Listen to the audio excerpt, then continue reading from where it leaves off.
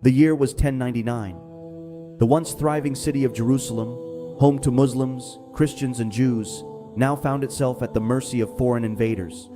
What had been a city of peace and worship was about to be engulfed in a storm of blood and fire.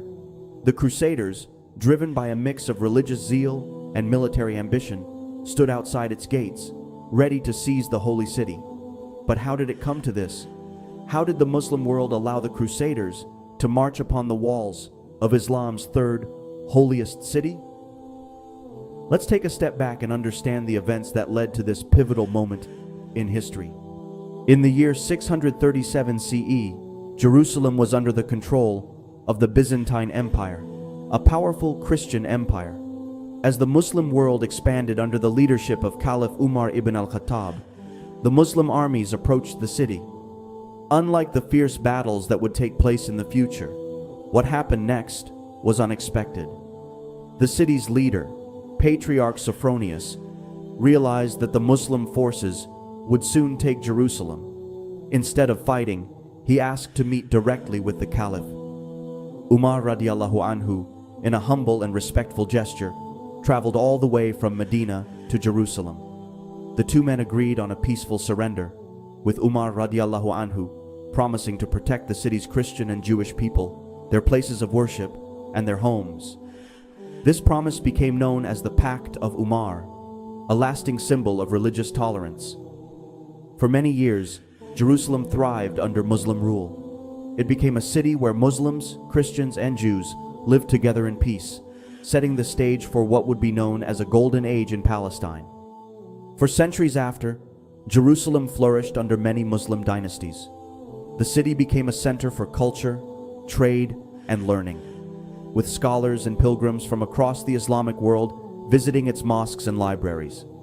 Under the Umayyad and Abbasid caliphates, Jerusalem and Palestine entered a golden age of prosperity and religious harmony, with landmarks like the Dome of the Rock being built. But over time, the unity of the Muslim world began to fracture, and political divisions started to grow. By the 11th century, the Muslim world was no longer the united force it once had been. The Abbasid Caliphate in Baghdad had seen its power decline over time. Although the Abbasid caliphs still held religious authority, their political control had greatly weakened. The real power had shifted to the Seljuk Empire, a dynasty that rose to prominence in the Middle East. The Seljuks, originally Turkic tribes who had converted to Islam, had become a powerful force, ruling over vast areas from Anatolia to Persia. While the Abbasids were still technically in charge, it was the Seljuks who held the military and political control, reducing the caliphs to more symbolic figures under their influence.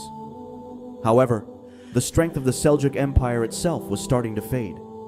After the death of Sultan Malik Shah I in 1092, the empire began to fracture. His death triggered a succession crisis, with various factions vying for control. The empire now split into smaller, semi-independent states, like the Sultanate of Rum in Anatolia and the Seljuk dynasty in Khorasan. Internal revolts, regional uprisings, and the growing influence of groups like the first assassins known as the Hashashin further destabilized the Seljuks. Meanwhile, to the west, the Fatimid Caliphate, a Shia Ismaili dynasty, ruled Egypt and parts of the Levant, including Jerusalem. The Fatimids were rivals to both the Abbasids and the Seljuks, not only because they followed a different branch of Islam, but also because they controlled valuable territories in the region. This rivalry between Sunni and Shia factions, along with the power struggles between the Abbasids, Seljuks, and Fatimids, created deep divisions in the Muslim world. Instead of unity, the Muslim world was marked by competition and infighting, weakening its defenses and leaving it vulnerable to external threats. In this climate of division and disunity, a new danger emerged from the Christian West: the Crusaders. Taking advantage of the Muslim world's internal conflicts, they set their sights on Jerusalem, the third holiest city in Islam. In 1195, the disunity of the Muslim world created the perfect opportunity for a monumental event to take place in Europe: Pope Urban II's call for the First Crusade. At the Council of Clermont, Pope Urban II delivered a passionate speech to a large gathering of nobles, knights, and church officials. He urged Christians to unite and take back Jerusalem, which he claimed had fallen into Muslim hands. To those who fought, he promised not only spiritual rewards, eternal salvation and forgiveness of sins, but also the potential for wealth and land in the Holy Land. This message struck a chord with both the powerful and the common people. The response to Pope Urban's call was overwhelming.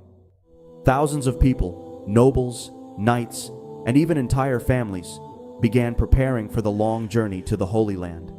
This marked the beginning of what would be known as the First Crusade, a war that would reshape the political and religious landscape of the Middle East. However, the journey to Jerusalem was no easy feat. The Crusaders had to march thousands of miles, facing hunger, disease, and internal conflicts along the way. As they passed through Byzantine territory, tensions began to rise. While the Byzantine Emperor Alexios Komnenos had initially requested help to defend his empire from the Seljuks, he quickly realized that the Crusaders had their own ambitions. The Crusaders were not just coming to defend Christian lands. They wanted to conquer and establish their own dominions. Despite these early tensions, the Crusaders pushed forward, making their way into Muslim lands. However, before they could reach Jerusalem, they needed to secure key strongholds along their path, cities that would be essential in their campaign to take control of the Holy Land. The first major obstacle on the Crusaders' journey was the city of Antioch. Antioch was one of the most important cities in the region. It was well fortified, with towering walls and a strategic location that made it a gateway to the Holy Land. It was also a city of great religious significance, having been a center of early Christianity. For the Crusaders, capturing Antioch was crucial, as it would provide them with a base of operations and secure their path to Jerusalem. In October 1097, the Crusaders laid siege to Antioch. This siege was long and grueling, lasting nearly 8 months. The Crusaders faced harsh winter conditions, food shortages, and frequent attacks from the city's defenders. Many Crusaders died from starvation or disease, and morale was at an all-time low. Yet despite these hardships, the Crusaders persisted. They believed that victory was within reach, and their determination kept them going. Finally, in June 1098, after months of struggle, the Crusaders managed to breach Antioch's defenses through a combination of military force and internal betrayal. Once inside, the Crusaders unleashed a wave of violence, slaughtering many of the city's Muslim inhabitants. Antioch had fallen, and the Crusaders now controlled one of the most important cities in the region.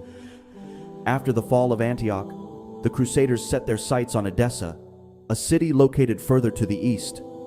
Edessa was an important stronghold and would later become the first Crusader state. The city fell with much less resistance compared to Antioch. Its capture marked a major turning point in the Crusaders' campaign, as it provided them with a base from which they could launch future attacks and secure their presence in the region.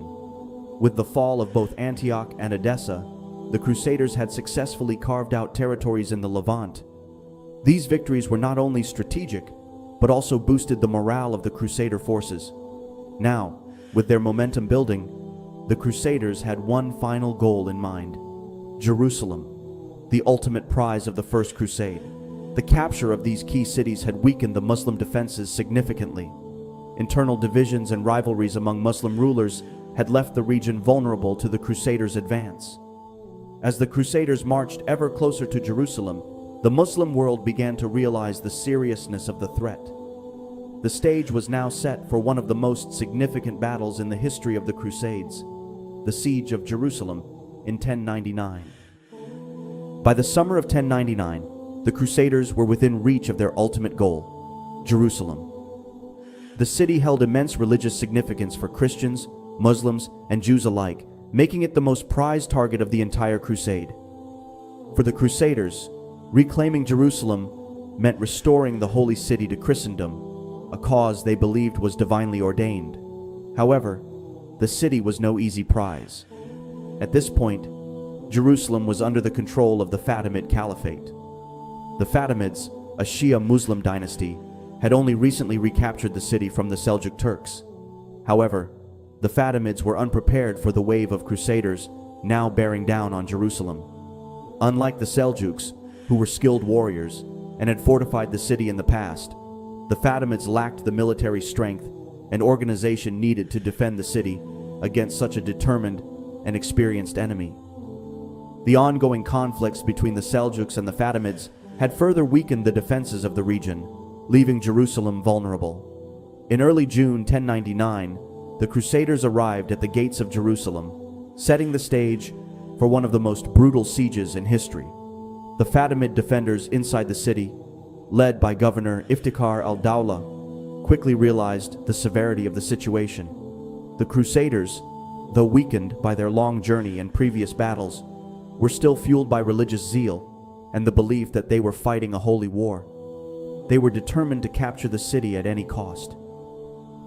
The Crusaders immediately began laying siege to the city, cutting off all supply routes and isolating the inhabitants from the outside world.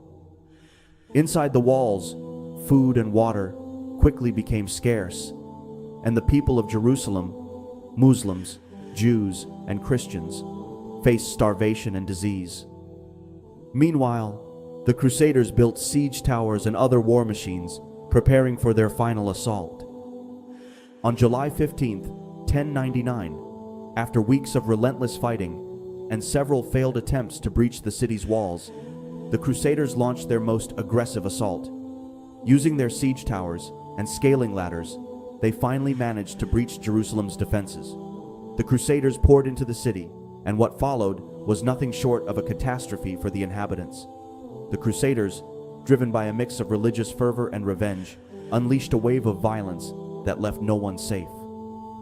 Men, women, and children were slaughtered indiscriminately. Muslim defenders, Jewish residents, and even Christians who had been living peacefully within the city were not spared from the bloodshed.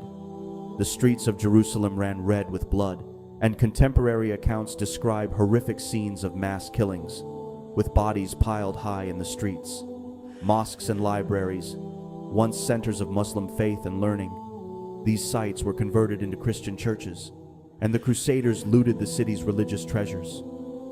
The fall of Jerusalem marked a low point for the Muslim world, a devastating loss not only of land, but of religious and cultural heritage as well. The massacre that followed the Crusaders' victory sent shockwaves throughout the Islamic world. For Muslims, Jerusalem had been a city of peace and prosperity under Islamic rule for over 4 centuries. Its fall in 1099 represented a deep humiliation and a stark reminder of the growing power of the Crusaders in the region. The loss of Jerusalem was not just a military defeat, it was a symbolic blow that shook the very foundations of the Muslim world. For the Crusaders, however, the conquest of Jerusalem was hailed as a miraculous victory, a sign that God had blessed their mission. They established the Kingdom of Jerusalem, one of the key Crusader states, and immediately set about consolidating their control over the surrounding territories. For the next several decades, Jerusalem would remain under Crusader rule as they fortified the city and defended it against Muslim attempts to recapture it. The fall of Jerusalem in 1099 was a turning point in the Crusades. It was a moment of triumph for the Crusaders, but a catastrophe for the Muslim world, which was now left to reckon with its internal divisions and the growing threat posed by the Crusader states. This event would not be forgotten, and it would serve as a rallying cry for future generations of Muslims who would seek to reclaim the holy city.